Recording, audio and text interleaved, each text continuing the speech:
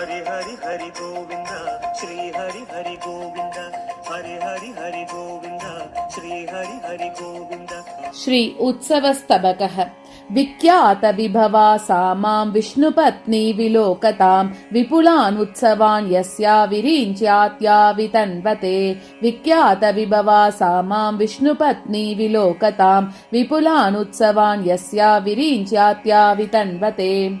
विधि शिव प्रमुखा विभुतेश्वराः विविधमच्युत पत्नित उत्सवम् अकलयन् कैलस्य शरीरिणो निरवतिरवतीर्यितुम् व्यदाः। निरुपमं युवयोर्शुभमुत्सवं जननि लोकयितुं धृतकौतुकाः उपगता किल कापि परात्वरा पुरवधूरवधूतगृहक्रियाः। जननि सत्वर चङ्क्रम सम्भ्रमे चरणतः पतितौ मणिनूपुरौ तव महोत्सव भूभजनोन्मिषत् कुतुकया चिदनादृतौ। तव महे गतिमान्त्यकृतौ कुचा विधिरुषा चलिताशुरमे परा अनुगृहीत तदञ्जल निर्गलन् नवसरावसरात्ययभीरुका। श्रुतभवन्महवाद्यरवाजवात् पतिरमे चलिताभरणस्वनैः श्रुतरुदेन्द्रितेऽस्मि सुवञ्चितेति अपरया हसितावधूः।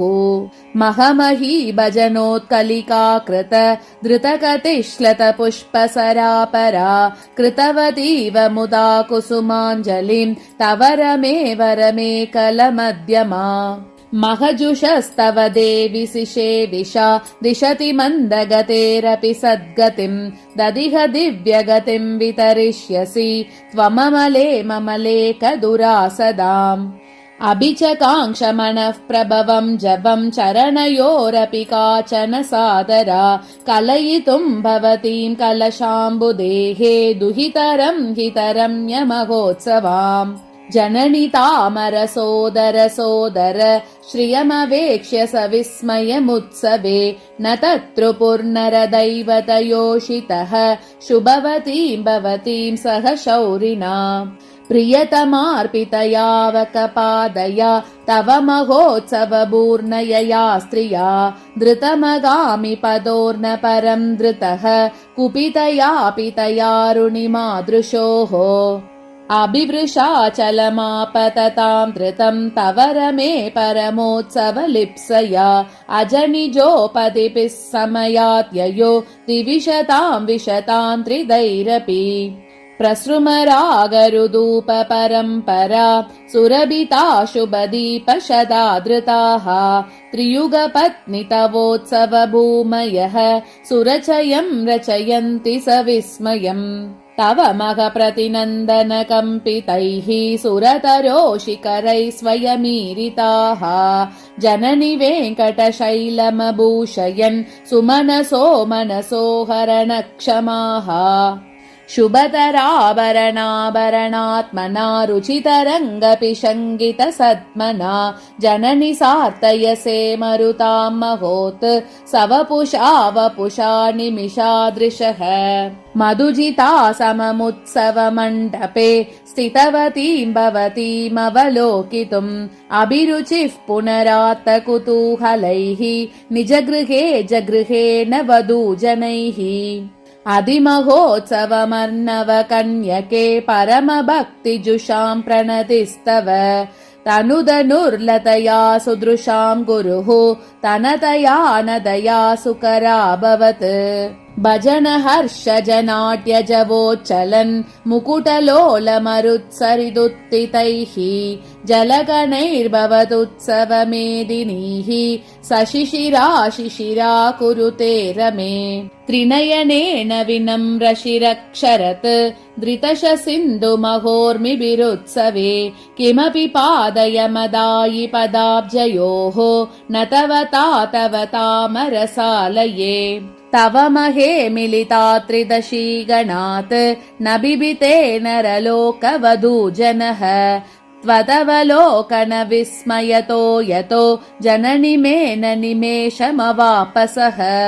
प्रणयिना सममुत्सवमण्डपे स्थितवतीं भवतीं प्रणिनंसवः हरिगिरिं हरिपत्नि समाश्रिताः त्रिदिविनो दिविनोपययुस्पृहाम् अतिमहं भवतीं कमले स्तुवन् अपि मुखस्तिमिते क्षणमग्रतः अपि सुरेष्वसुरेषु नरेषु वा शिरसि को रसिको न ददेञ्जलिम् अतिमहोत्सवमप्सरसां गणैः सहरमे परभक्तिजुषस्त्वयि पुलकिनः कलकद्गतगीतयो मुनिजना निजनाट्यमदर्शयन् उपगतोत्सव दिव्यगृहाङ्गणः कमलवासिनि संयमिनां गणः निगमसौरभशोभनया स्तुतिं सहि गिरा हि गिरावकरोत्तव मधुविरोधि पुरन्द्रि महोत्सवे शुभगुणग्रदिता किल मालिका स्तवमयी स्तबकैस्तवकैर्गिरां न कलिता कलिताडनकाङ्क्षिभिः तव महेस्तव कोटिचिकीर्षया दृगधिकारसनाश्चकमेरमे रचयितुं स्तवमेकरसज्ञया कृशतमं शतमन्युरितत्रपः तव हरेर्दयिते दृढभक्तितः चतसृभिः श्रुतिभिश्चतुराननः अभिनुतिं तनुते स्म महोत्सवेषु अहरहर्हरहर्यभिनन्दिताम् जननि गन्धवहैर्भवदुत्सवे खगपते श्रुतिसौरभशोभनैः श्रमहरैर्जनितैर्निजपक्षति व्यजनतो जनतोषनमातनोत्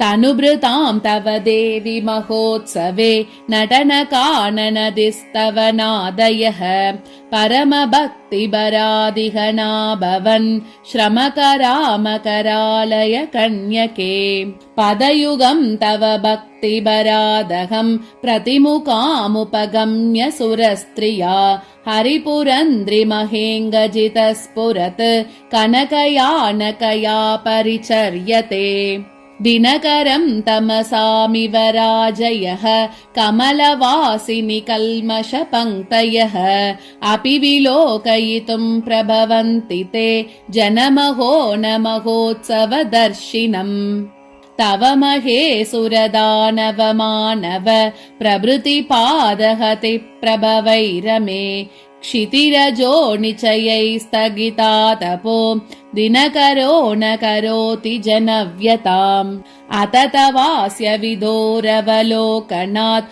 सुरकराम्बुरुहानि महोत्सवे मुकुलितान्युटु पङ्क्ति परिस्फुरन् नवरदे वरदे कमलालये मुकुलितं नियमेन कराम्बुजैः मुदितमक्षिचकोरकुलैः सतां तव महेम्बहरौ नयनीभवत् रविविधौ विविधौ जसि भात्यपि तव शिशे विषया विषयान्तर त्यजन निश्चल चेतस उत्सवे प्रजहुरम्ब तपोऽपि पराशर प्रभृतयो भृतयोगकला स्वयम् सुमनसो मुनयश्च तवोत्सवे त्रिदवदेनुपयोरसधारया विरचयन्त्यभिषेकविधानमृग च यजुषां प्रकरैरमे विधिशिवादिसुरेषु तवोत्सवे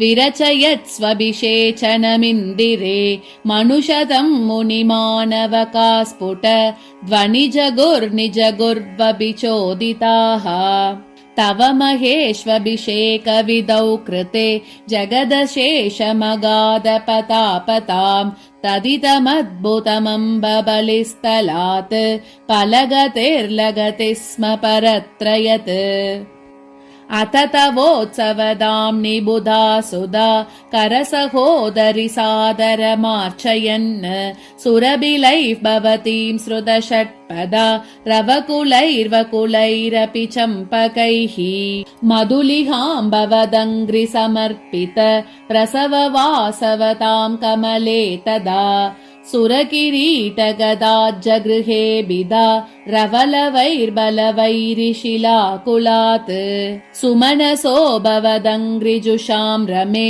सुमनसा मनुशङ्कत उत्सवे तव पदान्तिकभाजमपूजयन् सुमलिनामलिनामपि मण्डलीम् स्वशिरसा ददतः कुसुमम् मुदा सुमहिता इति नाद्भुतमुत्सवे चरणयोऽसुरपङ्क्तिभिरर्चितम् तव नरावनराशितनूभवे पनसचूतफलादिभिरुज्ज्वलम् सरससूभमभूपशतावृतम् अत निवेदनमम्बसुरैक्षरत् घृतवरम् तव रम्यमकल्प्यत जननि शेषतया वृषमुत्सुकैः तव निवेदितशेषमभुज्यत सुमधुरम् सुमनोभिरतोत्सव पवरकेवरकेतनभूषिते अत सुधान्यभवम् जनमोदनम् जननि मानसरञ्जनमोदनम् भवदवेक्षण संस्कृतमत्तियो रसनयासनया चतिताम् सुधाम् अधिभवद्भवनाग्रवितर्दिकम् जननि जाग्रत एव जयादयः अगणयन्नमरानपि तावके गणमहेन महेन्द्रपुरःसरान् जनविमर्दशमोद्यत निर्दयोद् भटचमूपतिवेत्रहति स्पृशाम् प्रहृतिरस्ति मदम्भमहे तव अर्चनकृतां न कृतान्तकृतान्ततः तव महोत्सव वैभवदर्शिनां तनुभृतां विविधैस्तवनादिभिः प्रमुदिता भवती कमले सतीः अपरिपूः परिपूरयति श्रियः जननि तस्य जनस्य वृथा सुधा सह भवे विदते वितिरीक्षणे यैह नानुभवेतलसस्तव उत्सवरसंवरसम्मदकारणम् भवती योत्सव विभवम् पणिपतिवाचस्पति प्रभृतिवर्ण्यम् कथमल्पति यः कवयः कथयन्तु क्षीरदे कन्ये भवती योत्सव विभवम् पणिपतिवाचस्पति प्रभृतिवर्ण्यम् कथमल्पति यः कवयः कथयन्तु क्षीरदे कन्ये इति श्रीमद्वेङ्कटाध्वरि विरचिते श्रीलक्ष्मीसहस्रे उत्सवस्तबकः। हरि हरि गोविन्द श्री हरि हरि गोविन्द हरि हरि हरि गोविन्द।